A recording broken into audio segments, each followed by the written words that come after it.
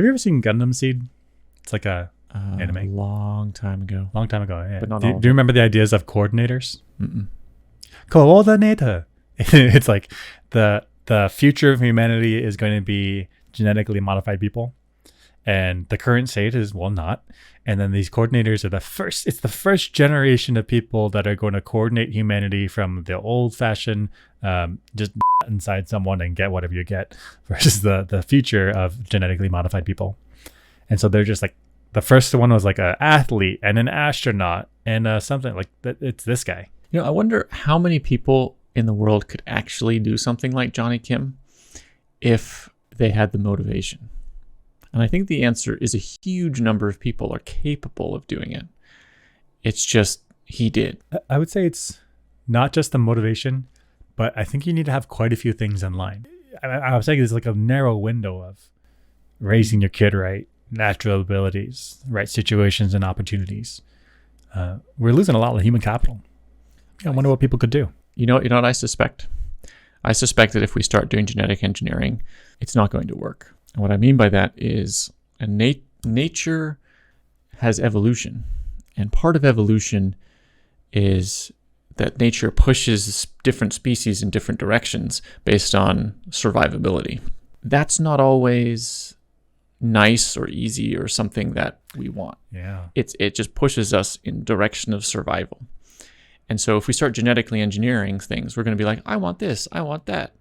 But it's not going to work out because we're going to miss things that nature is taking into account at all times. And so Absolutely. I don't think it's going to work out very well. I think evolution as it stands right now is the best solution to optimizing. Not only are humans, would humans have different goals than what nature does, but there are also things that are like illnesses that are coupled. So you can fix malaria, but then you get sickle cell anemia. Like it's not straightforward. And also things like laziness is actually really good. Yeah. Because it stops you from doing work that's unnecessary. It stops you from doing work that you could do smarter. Or laziness is the mother of invention. That's right. I mean, building water wheels was us saying, I don't want to dig a hole by my hand. I'm going to figure out how to harness the river that's already running.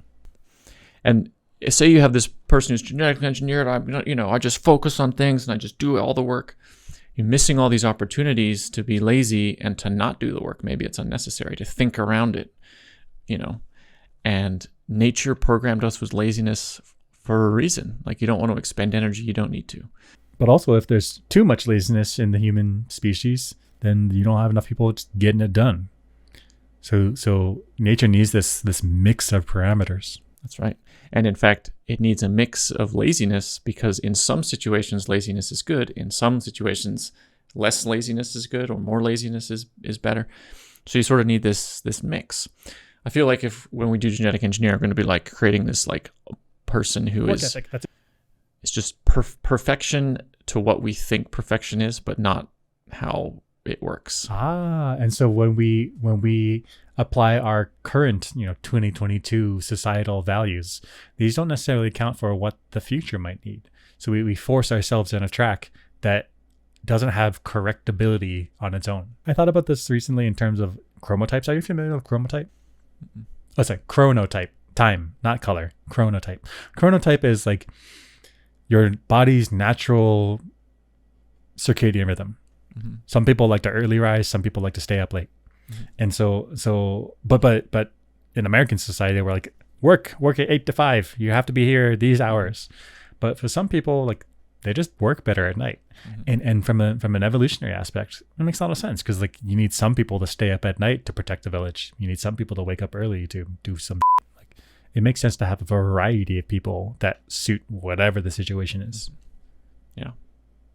Imagine our species if we're like, oh, it's 9 p.m. Everyone just shut down. Like, tigers are like, oh, it's 9:05 p.m. Time to eat some people. Yeah. And there's people like, Warren Buffett, for example. He's an example of somebody who goes against the grain with like, people are like, I got to get up. I got to go hit the trading floor. I got to go get work done. Go.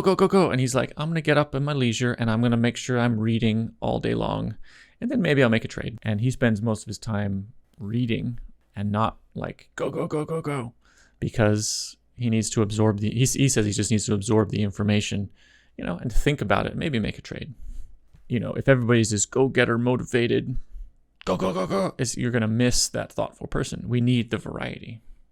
Right. If everybody is building the building, you don't have the person that's overwatching and saying, hey, you guys missed this by 5 feet. Everyone's just trying to do their thing. If everyone was just building buildings, we'd still have pyramids.